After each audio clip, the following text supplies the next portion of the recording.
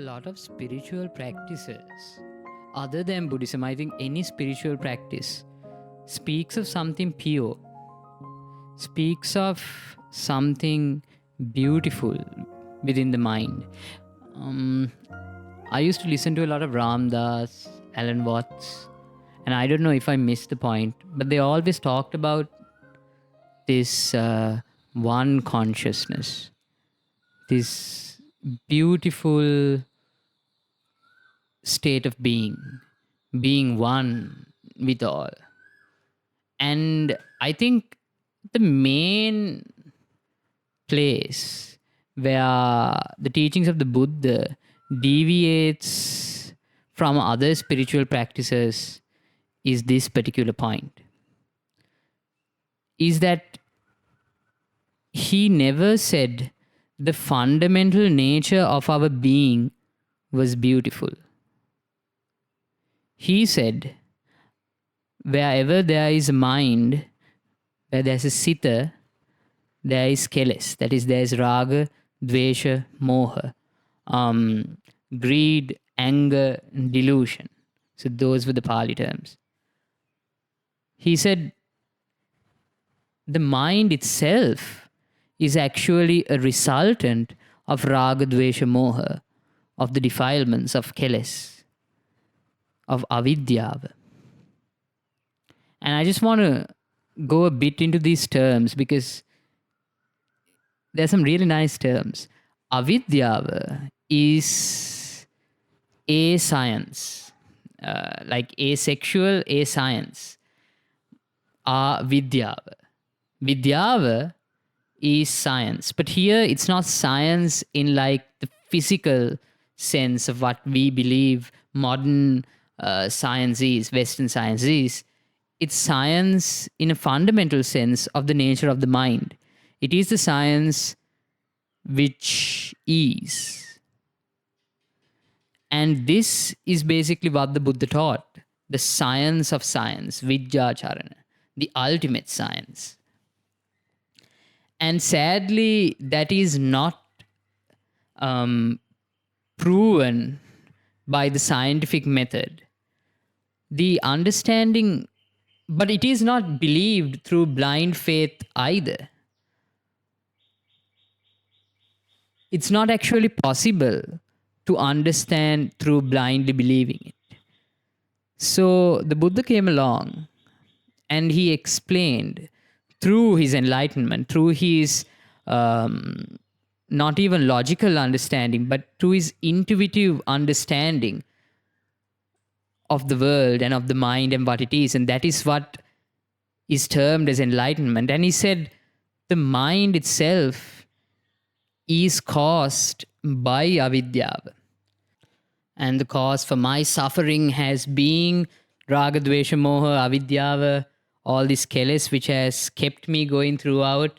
And there's no real point of doing anything else. The real point or the real purpose, actually the thing to be done now is to get rid of this mind and get rid of this keles. And that's the path. So it starts from Sotapanna and it ends from an Arahat. Another concept which is really important, and I talked about this in other videos also, is to understand this word called anicca. Anicca, that the world is not to our liking. Nothing in this world can be maintained to our liking. And then, see, you can always disagree and say, but there are so many things in the world which I do like. When the Buddha talked about suffering, and I know Buddhism kind of gets like a bad rep because it's all along these negative terms, like, oh man, Buddhism is such a nihilistic religion. Yeah, it always like goes negative, suffering. But that's not the case. When the Buddha talks about suffering, or the word is dukkha, and I say again and again, this is not really the best translation to put suffering, because we always relate it to something extreme. and we always relate it to like emotional suffering. But the Buddha wasn't talking about emotional suffering when he talked about dukkha. He was talking that this process was a negative as a whole. And it's easy to see the suffering in suffering. That is, it's easy to see the dukkha in the emotion of dukkha. Yeah, like obviously, like no one's going to want that. No one's going to want to be sad all the time, to be miserable. No one's going to want, but you can't say that also, because if you're stuck in it long enough, being with dukkha or being with me dukkha, the emotion, being with negative states of mind itself can be extremely addictive. Some people, I don't know if you've noticed, but some people hate to move out of their grief. They've identified so much with their grief that there's actually a kind of kick they get out of the grief. They get a kick, they get pleasure out of the sadness. And I think I've been subjected to that too, especially when you listen to like all these slow, sad, depressing kind of music. I don't know if you have, but I had like a phase where I loved those slow, chilled out, melancholic kind of tunes, you know. Yeah, so you can get attached to all kinds of emotions, but Lord Buddha was never talking about this emotion. It's not the emotion, it's the fact that as a whole, when you take it, it is a negative, it is a problem, it is dukkha. And the path to seeing this is basically the Noble Eightfold Path, or the Arya Magga, or the path to enlightenment. It's not easy to see because so far in our lives, we believed in happiness. And that's the problem. Buddhism is kind of crazy because that's where it hits. It really asks you a difficult question, which is, hey, you know, everything that has been making you happy, that has really been giving you so much joy, say your parents, your friends, helping people out, all those beautiful, good things you took, there's a problem there. And that's what it's saying. It's saying there's a fundamental problem in the nature of your happiness. And that happiness is actually why you are doomed to always be in a negative. So that's why the word of the Buddha is actually a difficult one to grasp, because most religions, they don't really, they encourage happiness, I guess, up to a certain extent. They encourage you to go out and follow your dreams and all that. I don't know, like I'm not saying Buddhism doesn't encourage those things, but what I'm saying is Buddhism says to go try it out, but also do so with an open mind, with a free mind, and just see if following your dreams really gave you the happiness that you thought you would get. For example, I used to love plays, and I think up to a certain extent I still do.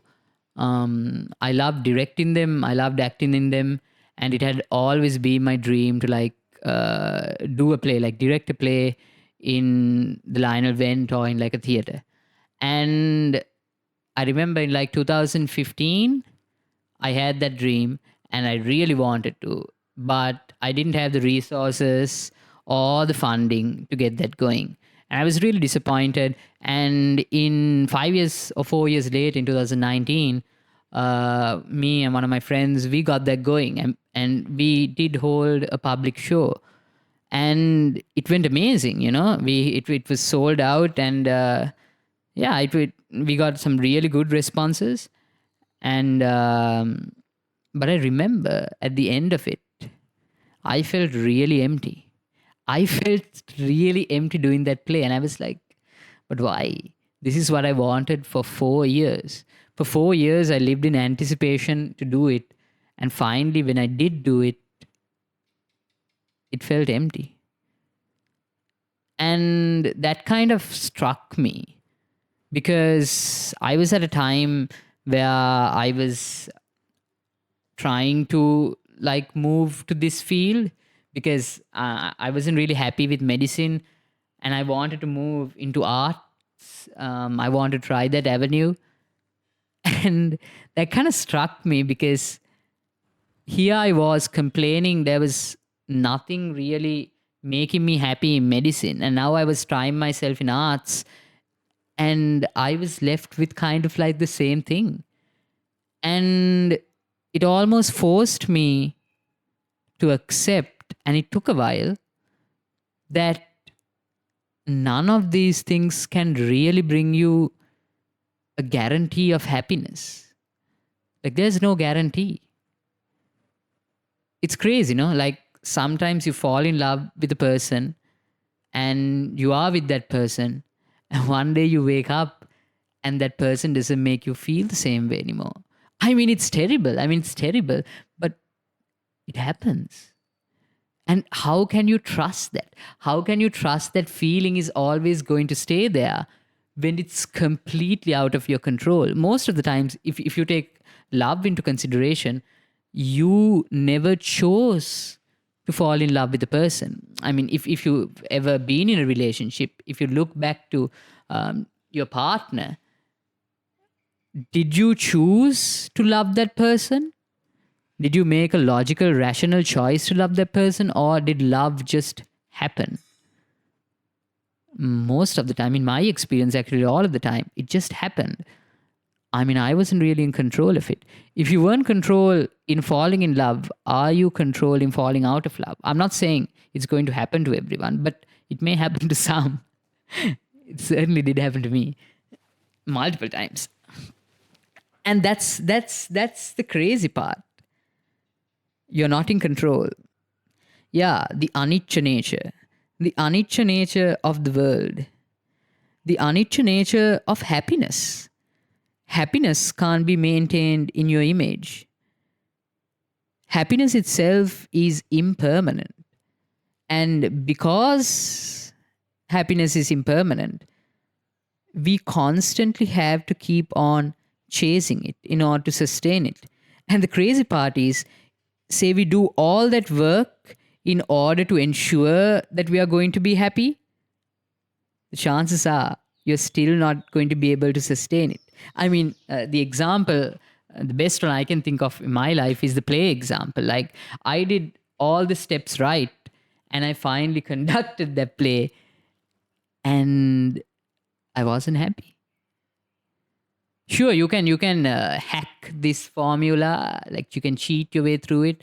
I'm going to lower my expectations, then I'm going to be happy. Yeah, sure, you can do that. But all in all, you'll always be chasing a certain sort of happiness, a certain sort of positive. And this certain sort of positive is actually irrespective of the emotion. Like I said, you can feel low and that can be a positive for you. You can still be addicted to that low feeling. I know because I've been there. Like, I really like being kind of chilled, okay, sad, if that makes sense.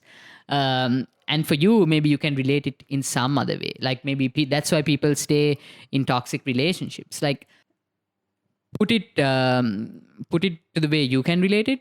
But we are all addicted to a certain sense of happiness or a certain sense of positive. And that's what keeps us going, yeah.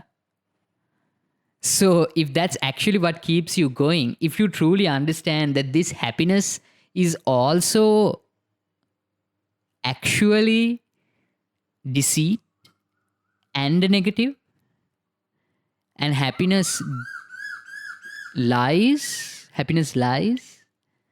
then eventually there will come a time where you will understand that there is no point in chasing this happiness.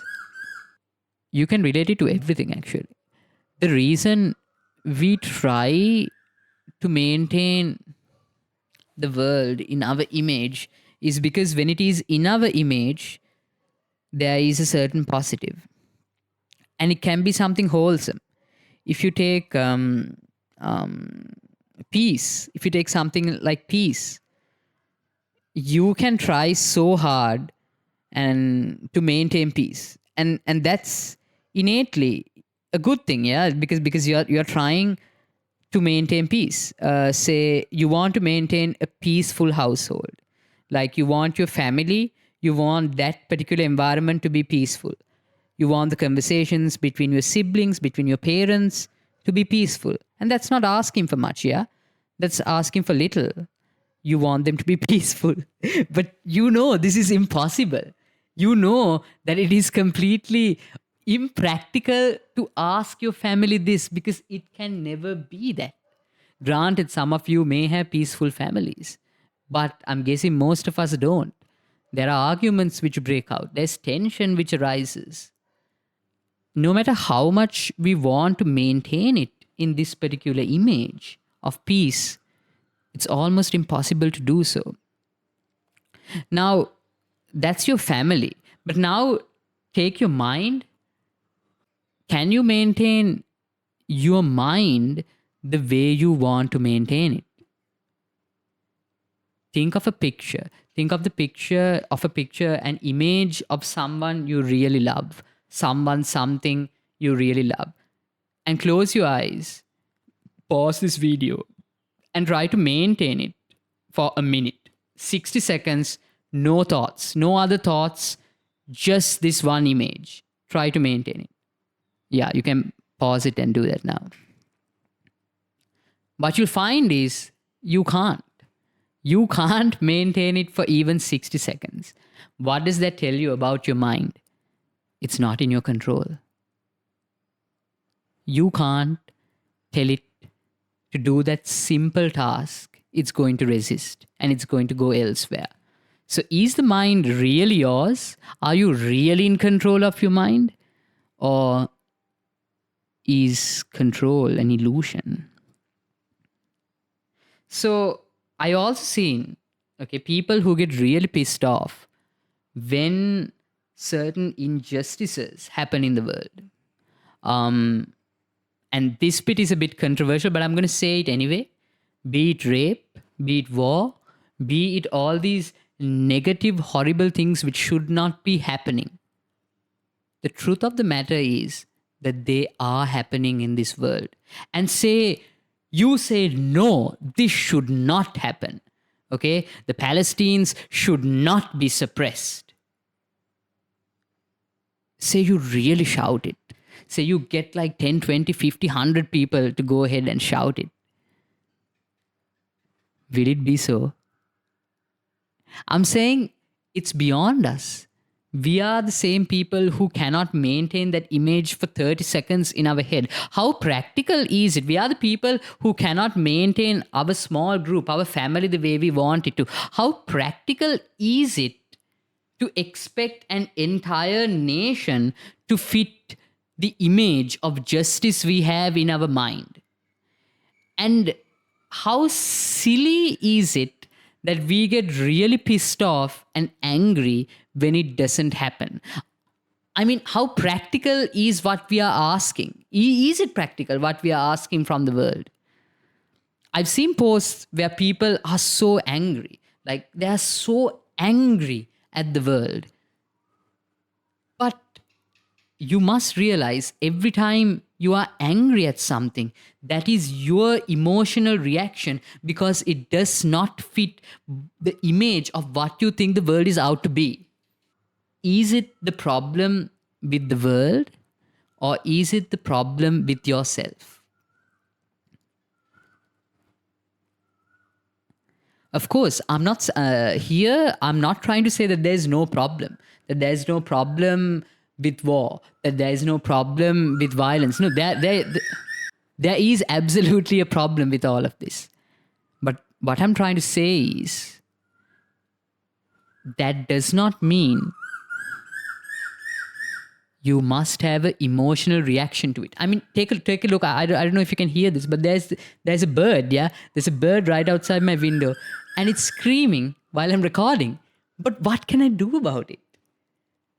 What can I do about it? All I want is a simple recording session. Yeah, but that's not going to happen because it's silly to even expect that out of this world. But we expect so much.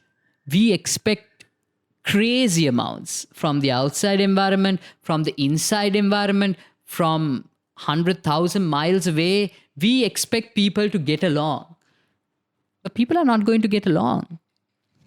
Once you understand the nature of what the world is and the nature of what your mind is, little by little, you will automatically start to accept it. Little by little, you will and you don't have to be like, no, I accept this. I accept it. Like, no. Just look at it. Just look at it with an open mind. Look at it without trying to judge this situation and take it for what it is. And you'll see little by little how much out of control are we and how much out of control this world is. I mean, even the fact that you are alive now, you didn't choose to be born, you didn't choose to breathe this way, but you are breathing. You didn't choose to see, to hear, to touch, to feel, but you are perceiving this world. You didn't engineer any of this. Even that wasn't in your control. Nothing about you was in control. How practical is it that you are in anger that things are not in your way when nothing was in your way to begin with? What is life but a struggle to maintain the world and yourself in a particular way from birth to death? And then you die. You die doing something impossible. And that's what all 7 billion people do. And sometimes it's beautiful. Sometimes they bring out something beautiful. But if you take it as a whole, it has been a negative. And that's the essence of Buddhist teaching. That every positive, that there was a hidden negative which was always way greater than the positive. But the problem is we don't see this negative for what it is. And the practice is essentially a deep investigation, looking into our happiness, looking into our sadness, looking into every aspect of our life and the life which goes on around us, and seeing the truth of it, seeing whether happiness was actually happiness. So then, is there something pure within Buddhism? Yes, there is. And that is Nibbana. Nibbana, basically the stopping of the mind, the destruction of the mind. Actually, it's not even destruction, because when you say destruction, it's like you do something. Buddhism is a cause and effect philosophy. A cause and effect. Hetupala. Every cause has an effect. There have been causes, and that is why we exist. Right now, even though we don't see it, unconsciously, we are making the causes for us to exist in the future. Each moment we live, we are creating causes for our existence. Every time we want, every time we have desire for the world to be in a particular way, for our mind to be in a particular way, we are creating another mind. And it's not guaranteed whether it will become the mind we want it to become. What I mean by this is, say you taste pizza. You have some pizza and you love it. You really enjoy it. You automatically created another mind in the future which will enjoy, which wants to enjoy that pizza. Now, this other mind which is there might never come in contact with the pizza. However, there is a mind which is burning for that pizza. So every time we take refuge in the world, be it through our sight, if we see beautiful sights, beautiful men, beautiful women, beautiful mountainsides, beaches, every time we take refuge in our eyes, we automatically attach to that and we create causes for a new set of eyes. But that doesn't mean we will see the same beaches, women, men. That doesn't mean we will see what we want to see. But it'll be on fire. It'll be wanting to see those things. It'll be wanting to see those things which caused them a positive. And that is the same for the other senses too. Hearing, we like to hear, say, music. We like to hear songs, we like to hear, but it was never really even in the song. Because if you take the song, even for example, say you keep on listening to the same song, it doesn't generate that same amount of happiness. Yeah. So you always have to keep on going. You have to keep on searching for the next song, for the next song, for the next song, for the next song. What you were chasing was not really the song, but you were chasing a feeling. You were chasing a positive, which was brought out through that song. So in order to sustain this feeling of positive, you have to keep on searching new songs, because if you can't reside in the old song, because the nature of the mind is that fades. Now that object has faded, and now you have to find another object in order to bring you something, in order to bring you to the feeling that you wanted to feel. So you, in a way, not in a way, actually you were never really attached to the song. You were never really attached to the object, but you were attached to the state of mind, that positive happiness kind of state of mind. That is what you were attached to. That is what you took as valuable, and that is what kept you going. So yeah, same for your sights, for your sounds, for your smells, tastes, touch. So the world itself was completely a sensory perception. If the senses did not exist, then the world wouldn't exist. So the world is actually an accumulation of the senses plus the mind. So the five senses plus the mind is what results in the world as we know it. And different minds exist. For example, say your dog or even an ant might exist in the same environment, but because of their mind, they perceive the objects, say the chair, the bed, the walls, they perceive them extremely differently to the way we perceive them. Some objects wouldn't make sense, and some objects would be really valuable depending on the type of mind they have. So the mind is actually very much responsible for the environment. Actually, if it wasn't for the mind, there wouldn't be anyone to perceive this environment. The environment actually exists because of the mind and not because of the outside. That is to say, not that the outside world didn't exist. It does exist, but it exists only through our mind. So our thoughts, feelings, and all that we can accept as our mind, right? Because that's all the internal experience. So how about the external experience, the environment we are living in? That is also a result of our mind. So actually, the internal environment and the external environment was both a result of our mind. We are able to see all this, and what we see is basically our mind.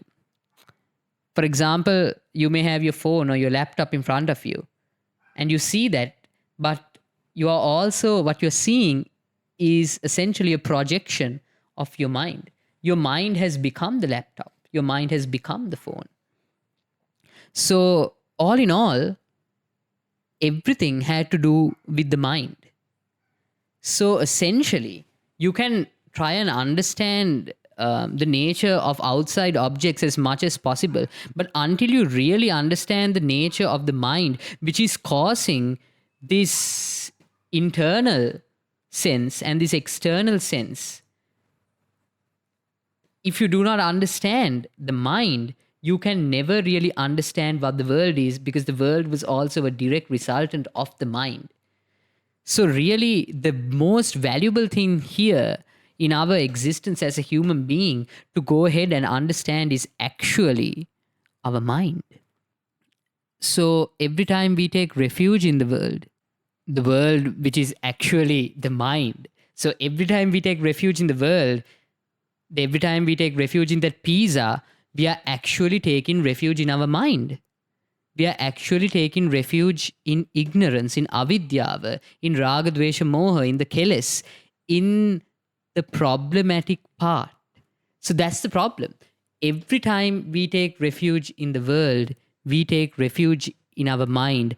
And our mind is the cause of all delusion. Our mind is the cause of all suffering. Our mind is the cause of all ignorance. We automatically give birth to a new mind. And each and every moment we do live, each and every moment we do live through, unconsciously, we manifest this new mind. It's called vinyana. We manifest consciousness. And there is a reason for that consciousness. It is because we took refuge in the world. But the world itself was anicca. So we took something which was anicca in nature to be our refuge. We took refuge in it because we thought it was to our liking. We thought that the pizza would always bring us joy. So we gave birth to another tongue. We gave birth to another mind to experience that tongue. We gave birth to another being. And this itself is the idea of samsara. We take sara means valuable, san means addition. We take the world to be valuable, so we are in an infinite process of adding. And this process of adding, you don't have to believe in rebirth to see it. That's the good part. You can look at it in a moment to moment basis. You can see how it makes sense that rebirth is actually a very legitimate possibility. The more you observe your mind, the more you see rebirth on like a moment to moment basis, you will eventually at one point come to the understanding that this is the logical thing to believe, because hetu pala, it is cause and effect. You made so much causes for another mind, it's impossible that that will not take effect, because throughout your life so far it has taken effect. And if you at this point also are making the causes for it, then obviously it will have to take effect. Every cause will have an effect. Until we see that there is absolutely no point in this addition, we are cursed to add for the rest of our existence. Existence itself was this adding process. Every moment you found joy, you added it. You made a cause for an effect. Finding joy and believing in that joy and attaching yourself to that joy was the cause for the effect being the new mind, which will also go in search of happiness, in search of positive. And this is the never ending cycle which goes in Buddhism. That is what Lord Buddha said is samsara. Samsara has been infinite. This has been the nature of mind forever. Has there been a beginning to this? No. But is there an end to this? Yes. What is the end to this? It's again cause and effect. You have to make the causes to understand. You have to make the causes for Nibbana. Once you make the causes for Nibbana, Nibbana will automatically happen. You can't force Nibbana on yourself. It will come to you when it's time. So what are the causes for Nibbana? That is Sila, Dana, Bhavana.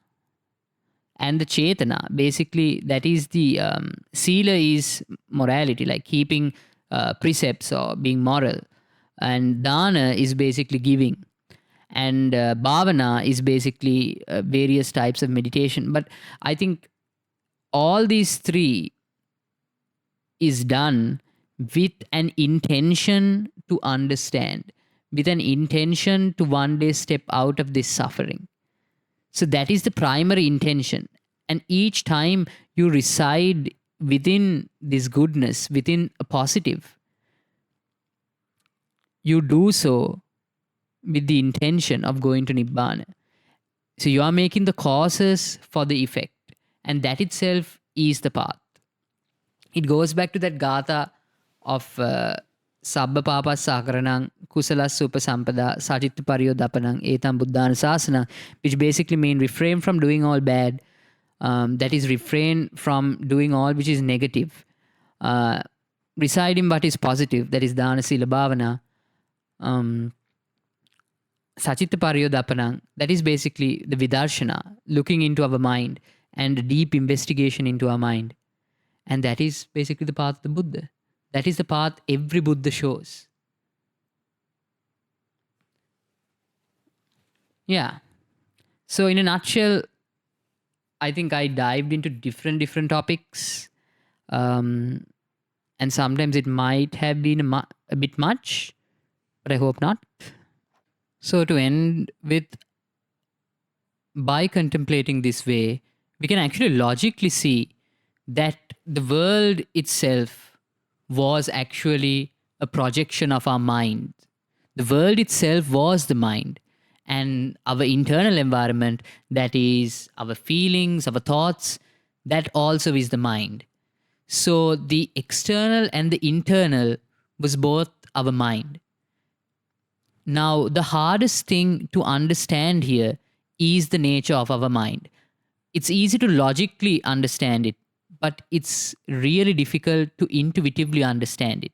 But through the logical understanding and residing with it, and creating the causes to intuitively understand it, that is Nibbana, we will eventually be able to let go of our minds as a whole. So that itself is the practice. It's a really interesting, mind-boggling practice at times.